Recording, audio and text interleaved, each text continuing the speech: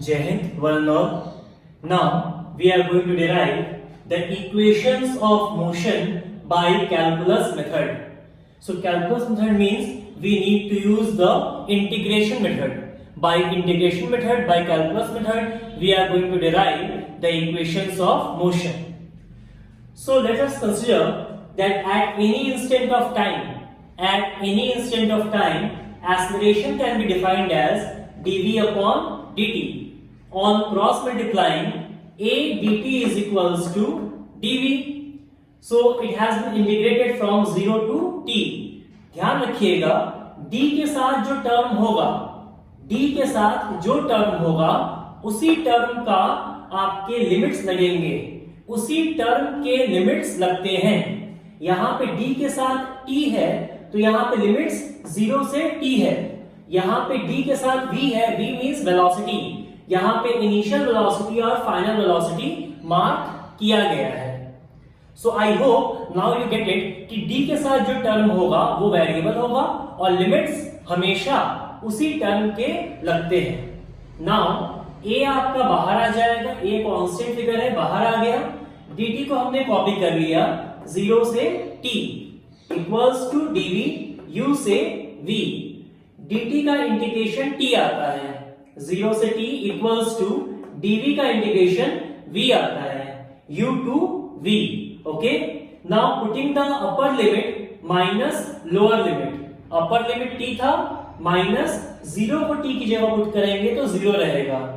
तो at is equals to v minus u, at is equals to v minus u and hence we will get u आपका इधर आएगा, v is equals to u plus at. ये हुआ हमारा first equation of motion. This is your first equation of motion by calculus method. Okay, now again by the very common definition of velocity we know that the rate of change of position is known as velocity. So v is equals to dx upon dt. Again we are going to cross multiply, v dt is equals to dx. By putting the value of v from the previous equation, हमने v की value क्या put कर दी, u plus at. dt is equals to dx. अब आप देख रहे हैं d के साथ यहाँ पे क्या लगा हुआ है, x. x क्या है, पोजीशन. तो आपके जो लिमिट्स लगेंगे वो किसके लगेंगे, initial position, final position, initial position and final position. d के साथ वेरिएबल क्या था, x, और x क्या होता है, पोजीशन होता है. So initial position and final position. Okay, dt जो है u के साथ मल्टीप्लाई हुआ, dt at के साथ मल्टीप्लाई हुआ और हमारे पास ये वैल्यू आई. नाउ अगेन u जो है कांस्टेंट है, बाहर आ गया. dt, t is again variable, तो लिमिट्स 0 से t. t is again variable, 0 से t. यहां पे d के साथ t है और d के लेफ्ट हैंड साइड में भी t है और ये t d के इंडिपेंडेंट है. ध्यान रखिएगा, ये वाला t d के इंडिपेंडेंट नहीं है, लेकिन ये t d के इंडिपेंडेंट है. हेंस t dt रखा गया है, t dt लिखा गया है.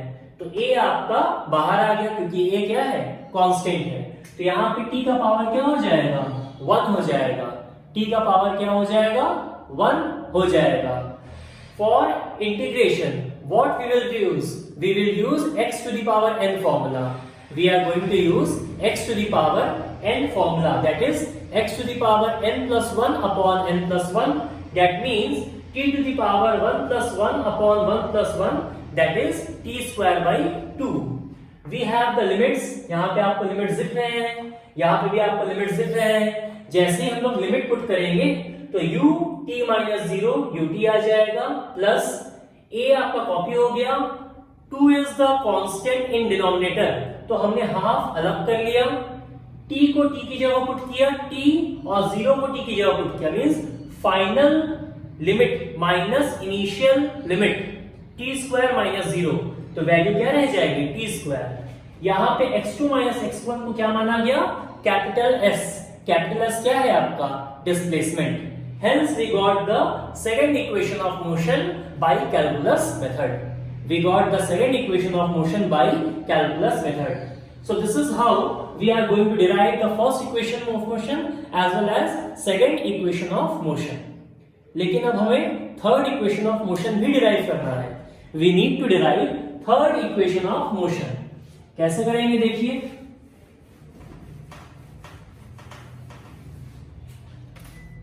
again we are going to use that A is equals to dv upon dt।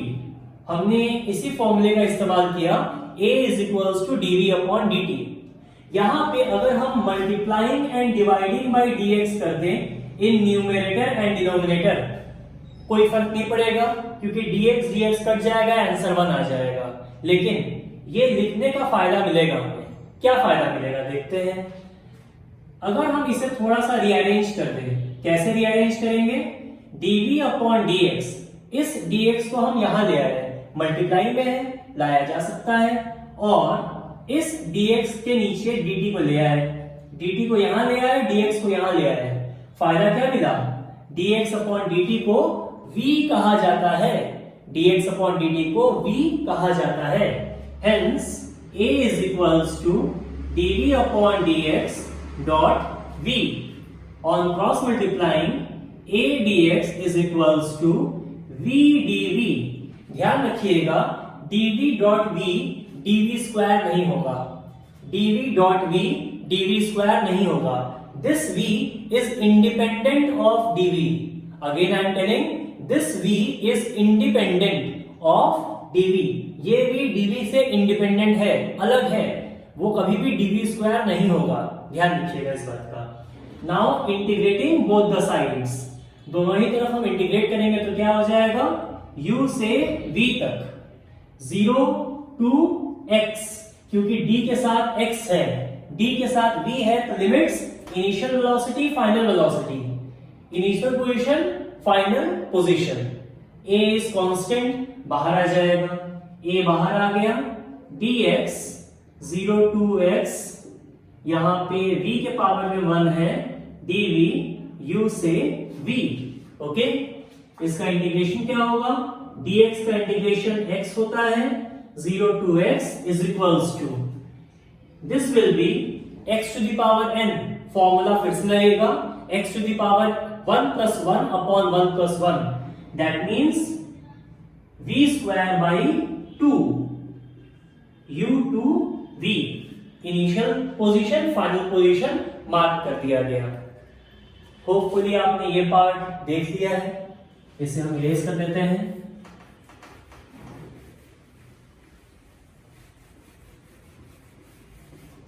So on solving further, क्या हम ये कह सकते हैं that a final limit minus initial limit is equals to half final limit minus initial limit, final limit minus initial limit। okay, on cross multiplying we will get 2ax is equals to v square minus u square। this is the final outcome we are going to have। ये हमारा final outcome है। तो इस तरीके से हमने क्या किया, first equation of motion, second equation of motion and third equation of motion, तीनों ही हमने डिराइव किया with the help of calculus method, with the help of calculus method. Thank you.